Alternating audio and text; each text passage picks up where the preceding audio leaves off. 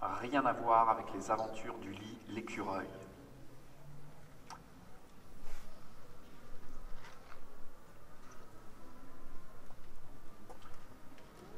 Dans la forêt rouge vivait un écureuil qui n'en faisait qu'à sa tête.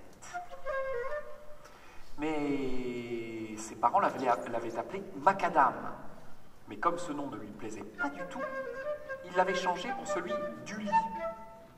Il était bien le premier à porter un nom pareil, et parmi les écureuils, tout le monde se demandait où il était allé le chercher. Il est vrai que les écureuils n'aiment pas beaucoup la nouveauté. C'est d'ailleurs pourquoi dans la forêt rouge, les fils recevaient le nom de leur père, et les mères donnaient leur nom à leurs filles.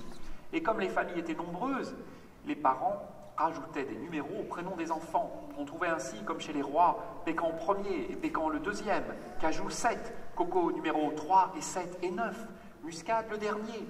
Et comme les écureuils ne comptent pas au-delà de 13, Pistache 2 douzaines ou Pignon 3 x 7.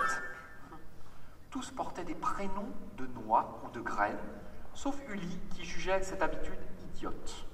Il trouvait d'ailleurs insupportable toutes les façons de faire des écureuils, comme de faire des provisions de noix, de dormir tout l'hiver et de vivre dans les arbres. Et il ne comprenait ni le plaisir qu'ils avaient à se coucher comme les poules dès la tombée de la nuit, ou à trembler de peur au moindre bruit.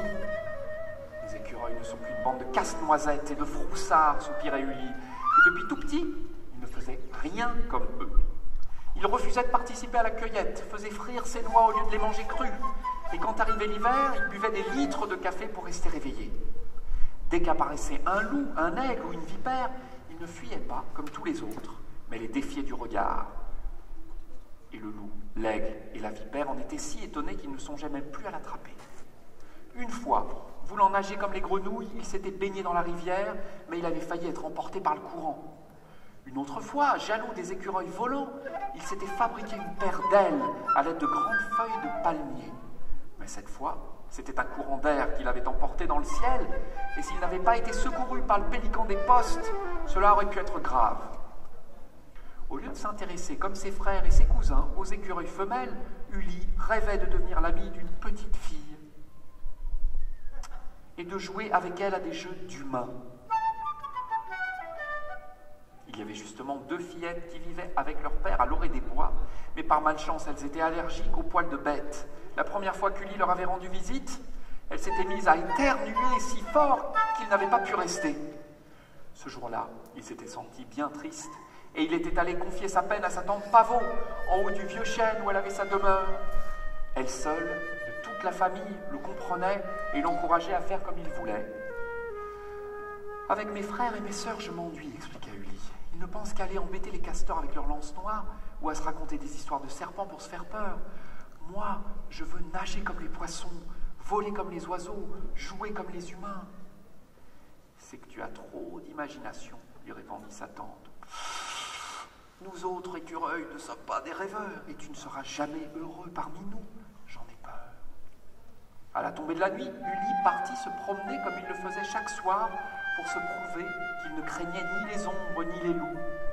C'était son cœur ce soir-là qui était rempli d'ombre. Il songeait aux petites filles qui jamais ne deviendraient ses amies et venait d'atteindre le bord de la rivière quand il vit passer sur le sentier un vieux magicien que nous avons rencontré plus tôt. Le chapeau était orné de clochettes et la peau de tatouages étranges. C'était le mage Mordant-Gris et il était très en colère depuis qu'on lui avait volé son tapis magique. Il avait entendu dire que le voleur était ce hibou à l'aile brisée qu'on surnomme le juge et il le cherchait d'un bout à l'autre de l'île. « Monsieur le mage, dit Ully en apparaissant devant lui, en ouvrant bien grand ses pattes pour l'empêcher de passer. « Qu'est-ce qu'il me veut, ce Ouistiti, dit le mage. Si tu ne files pas à l'instant, je te transforme en enfant. »« Comment ? Vous m'avez très bien entendu, je veux être un enfant. »« Tu ne préfères pas que je te transforme en lapin ? Que je te transfigure en crapaud ? Que je te transfabrique en serpent ? Le sort durerait beaucoup plus longtemps. Pour un crapaud, pour un lapin, pardon, c'est 6 mois. Pour un serpent, 9. Et pour un crapaud, 1 an. Je peux même te transcombiner en limace pour 155 ans. Seulement, les limaces ne vivent pas jusqu'à cet âge. Je veux être un humain, même pour 1 mois. Même pour une semaine, demanda le mage. Même pour un jour, répondit l'écureuil. Va pour un jour, dit Mort-de-Gris. Et, agitant ses bras devant lui, en marmonnant dans sa barbe, il transforma Uli en enfant. L'écureuil en fut si heureux qu'il oublia de le remercier et se précipita vers la maison des deux petites filles. Il les trouva dans leur jardin, en pleine partie de cache-cache, et quelle ne fut leur surprise de voir courir vers elle un petit garçon nu comme un ver. « D'où tu sors, toi ?» dit l'une. « Où sont tes vêtements ?» demanda l'autre. « Allons l'habiller » reprit la première. « Oui » ajouta sa sœur tout excitée. « On dira que c'est notre bébé. » Les deux fillettes entraînèrent Uli dans leur maison et se mirent à lui choisir ses habits. Uli n'avait jamais porté de chemise ni de pantalon et il ne se sentit pas à l'aise. Il avait l'impression d'avoir été ligoté et les vêtements le grattaient de partout. Mais il n'était pas au bout de ses peines. Les fillettes voulurent ensuite le peigner, lui couper les ongles, lui brosser les dents et l'obligèrent à se laver les mains avant de passer à table. Pour la première fois de sa vie, Ulysse dut se servir d'un couteau et d'une fourchette pour manger sa nourriture, une des sœurs lui tapant sur les doigts chaque fois qu'il tendait sa main vers son assiette. Et quelle nourriture dégoûtante, du poisson, des épinards et de la purée de carottes. Il sentit qu'il allait se mettre à vomir. Ensuite, les petites filles décidèrent qu'il serait leur petit frère adopté, et qu'il devrait leur obéir en toutes choses, exactement comme à sa maman. « Quelle horreur !» dit Uli. « Attention !» dit une des enfants, « on ne parle pas comme ça à sa maman. »« Au fait, comment tu t'appelles » demanda sa sœur. « Uli » répondit l'écureuil. « Uli ! Ce n'est pas un nom d'enfant » s'étonnèrent les fillettes. « Ça ne va pas du tout, tu t'appelleras François. »« François, jamais de la vie » dit Uli. « Et demain, tu viendras avec nous à l'école. »« À l'école ?»« Oui, dit l'autre fillette, tu apprendras à compter, à écrire, à bien te tenir. Et le soir, on t'aidera à faire tes devoirs. »« Mes devoirs, dit Uli. Il se pinça pour être sûr qu'il ne rêvait pas. Il avait l'impression de faire un cauchemar.